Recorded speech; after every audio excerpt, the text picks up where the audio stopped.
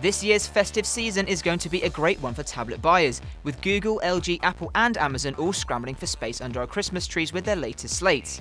Apple and Google are due a particularly bloody scuffle as the newly released iPad mini 2 goes up against Google's refreshed Nexus 7. Will people opt for the sleek premium sheen of the iPad mini 2, or will the wallet-friendly cost of the Nexus 7 win buyers' hearts? Let's take a look at how our two contenders compare. First up, let's take a look at the price. Google's Nexus 7 comes in at just under $199 for the entry-level model, or $239 if you're looking to grab a bit more storage. The iPad mini 2 will set you back £319 for the 16GB model, or $399 for 32 gigs, or more if you're looking to grab 64 or 128 gigs of storage. Google's self-proclaimed sharpest 7-inch display on the market sits at a razor-like 323 ppi and boasts a resolution of 1200 by 1920. Apple's latest iPad mini now gets the Retina treatment, sporting a resolution of 1536 by 2048. It has almost an inch in size over the Nexus 7 and gets a fractionally higher pixel density of 326 ppi. No surprises here, the Nexus 7 comes packing Android, the latest version of which is 4.4 KitKat. This brings new changes such as faster performance, voice-activated search and deeper integration with Google Hangouts.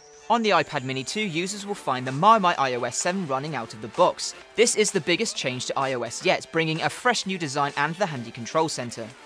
Google's latest 7-inch slate contains a nippy quad-core Snapdragon S4 Pro chip clocked at 1.5 GHz, coupled with 2 GB of RAM and an Adreno 320 GPU, making this a great tablet for gaming. The iPad mini 2 gets Apple's next-gen 64-bit A7 chip, along with a gig of RAM. It also contains the new M7 Motion co-processor, which can track certain information while the CPU sleeps and conserves power.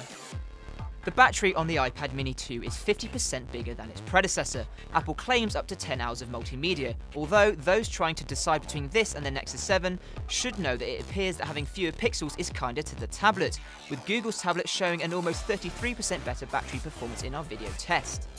The new Nexus 7 gets more storage than its 2012 predecessor, with Google giving us 16 and 32 GB this time round.